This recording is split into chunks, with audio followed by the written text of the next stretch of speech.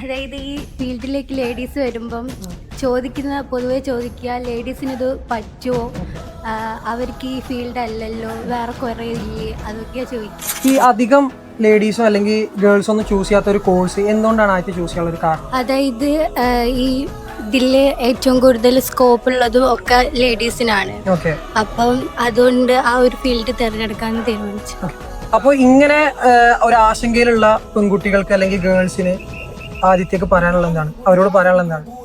അതായത് ഈ ഫീൽഡിലേക്ക് ലേഡീസ് വരുമ്പം പൊതുവെ ചോദിക്കുക ലേഡീസിനിത് പറ്റുമോ, അവർക്ക് ഈ ഫീൽഡ് അല്ലല്ലോ, വേറെ കുറേ ഇല്ലേ, അതൊക്കെയാണ് ചോദിക്കുക. അപ്പം എന്താ പറയാ, ഈ ഫീൽഡിൽ എത്തിപ്പെട്ടാലേ അറിയും ഇതെങ്ങനെയാണ് ഈ വർക്കൊക്കെ പഠിക്കുന്നതെന്നൊക്കെ അറിയും.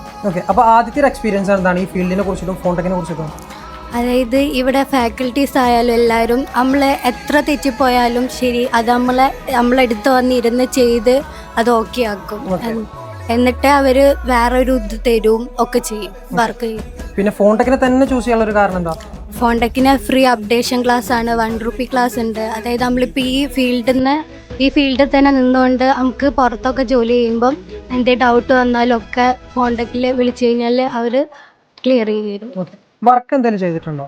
ഗ്ലാസ് ഓപ്പറേഷൻ ചെയ്തിട്ടുണ്ട്. സക്സസ് ആയിട്ടുണ്ടോ? ഫാക്കൽറ്റീസിന്റെ ഭാഗത്തുള്ള സപ്പോർട്ട് ഉണ്ടായിരുന്നു വർക്കൊക്കെ ചെയ്യാൻ? ഉണ്ടായിരുന്നു. നമ്മള് തെറ്റിപ്പോയി കഴിഞ്ഞാൽ നമ്മള് വിചാരിക്കും ഇനി മുന്നോട്ട് ചെയ്യാൻ പറ്റില്ല, പക്ഷെ നമ്മളപ്പുറം നിന്നിട്ട് എല്ലാ ഇതും ചെയ്ത് ക്ലിയർ ചെയ്ത്.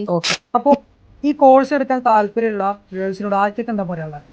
അതായത് പുറത്തുള്ള ആൾക്കാർ വേണമെങ്കിൽ എന്തും പറയും, ഇത് പറ്റൂല എന്നൊക്കെ പറയും. പക്ഷേ നമുക്കൊരു കോൺഫിഡൻസ് ഉണ്ടെങ്കിൽ എല്ലാവർക്കും വന്ന് ചെയ്യാൻ പറ്റുന്നൊരു ഇതാണ്.